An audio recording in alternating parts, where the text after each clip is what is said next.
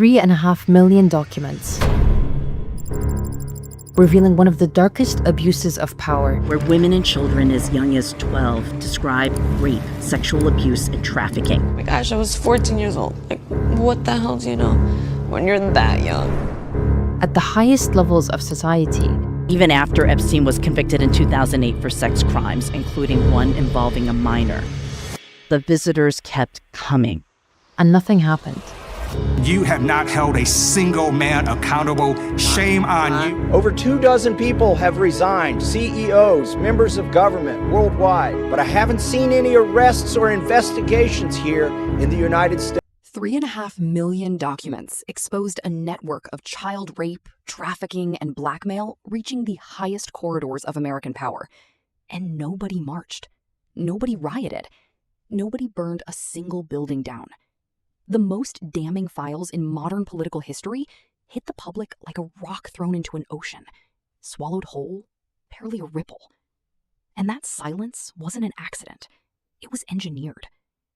To understand why the Epstein files didn't start a revolution, you have to understand 4 forces that have been quietly reshaping the American mind for years. Forces so effective that by the time 3.5 million pages of horror landed on the public's doorstep, the public was already too broken to respond. The first force is desensitization. Remember when a leaked audio tape of a presidential candidate bragging about grabbing women triggered nationwide protests? Remember when Years ago, these files may have triggered a political crisis and protests across the US, like these events from Trump's first presidency. And when you're a star, they let you do it. You can do anything. Whatever you want. Grab them by the... They came from across the country. President Trump signing a new executive order imposing a 90-day ban on visas for citizens from 6 Muslim-majority countries. It was a huge crowd, and a loud and an angry one. And I say huge. They seem tame compared to what we've learned from the Epstein files. Here is a witness statement who called into the FBI's Threat Operations Center, and he met a girl who said she was raped by Donald Trump and Jeffrey Epstein. She later had her head blown off, and officers at the scene said that could not have been suicide. No one at the Department of Justice interviewed this witness.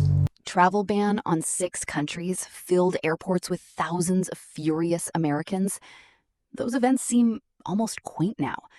Because between then and the release of the Epstein files, the American public watched a live-streamed genocide unfold on their phones, saw a man set himself on fire outside an embassy, watched a CEO get assassinated on a sidewalk in broad daylight.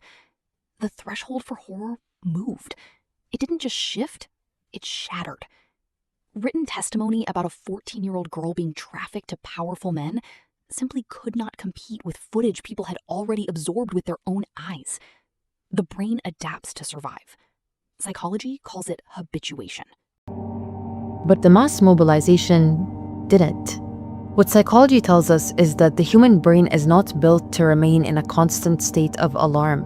There is a process known as habituation, where repeated exposure to the same stimulus gradually reduces the intensity of our emotional response to it.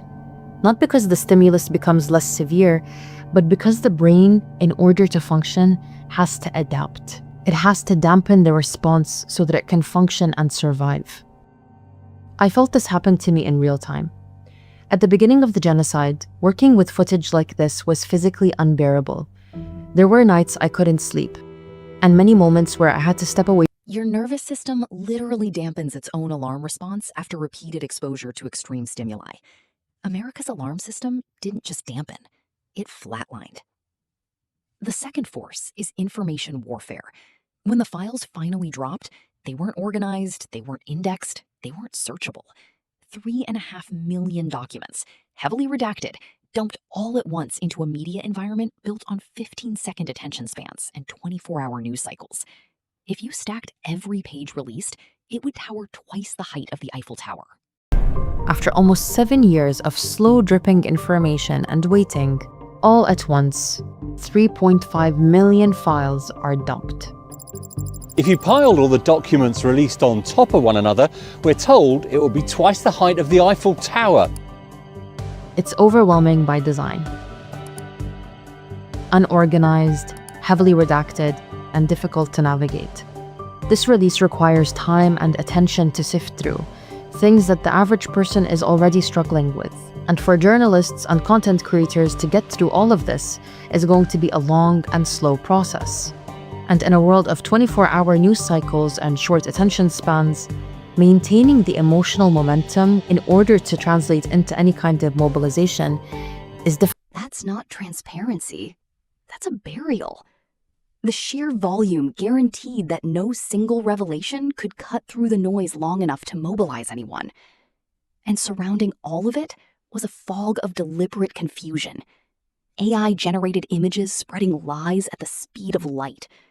A sitting president whose relationship with truth had already been so thoroughly destroyed that officials could... Something changed in how truth functions in American life. There is no credible information. None. If there were, I would bring the case yesterday that he trafficked to other individuals. So this is a Democrat hoax. If we had information, we meaning the Department of Justice, about men who abused women, we would prosecute them. So when the Epstein files are released into this environment, they don't land as a singular, undeniable revelation. They're surrounded by many more questions. This is only 300 gigabytes of the estimated 15 terabytes of data seized from Jeffrey Epstein. What's in the millions of other files that haven't been released? Who are the redacted names? The empire is on a downward spiral, and the illusion that people can do much to change it is dying. Psychology has a term for this: learned helplessness. When repeated attempts to change an outcome fail, people start to internalize the belief that their actions don't matter. And none of this is happening in a vacuum. The average American is struggling, and people don't have infinite emotional capacity. When survival itself is exhausting, outrage becomes a luxury. And then they get the Epstein files, where to top it all off, unlike previous moments that have led to Americans protesting, the villain isn't clear. Before, it's been the police, or Trump, or Israel, or ICE. But here, it's the entire establishment elite. Regardless of their politics on paper or how far some may seem from one another, they're bound by their participation or enabling of this massive network of pedophiles. The monster seems so big and all-powerful that it can be hard to know what to protest or who to aim it at. Outrage becomes a luxury most Americans simply cannot afford. The fourth force is the one almost nobody in mainstream media will touch: the framing. Every major outlet covered the Epstein story the same way, as a tale of rich predators behaving badly, a sequel to the Weinstein scandal, another chapter in the Me Too reckoning. But buried in those 3.5 million pages was something far more dangerous than individual depravity. There were connections to foreign intelligence operations. There were diplomatic letters forged to secure visas for young women. There were phone calls intercepted, cyber weapons pursued, and element. And what happened in that massage room, I assume, was on video. This guy was the greatest blackmailer ever. That this sadistic and horrifying network routinely abused children, most likely for blackmail and leverage. The infamous Lolita Express, their private plane used to transport young girls and high-profile friends, including Bill Clinton.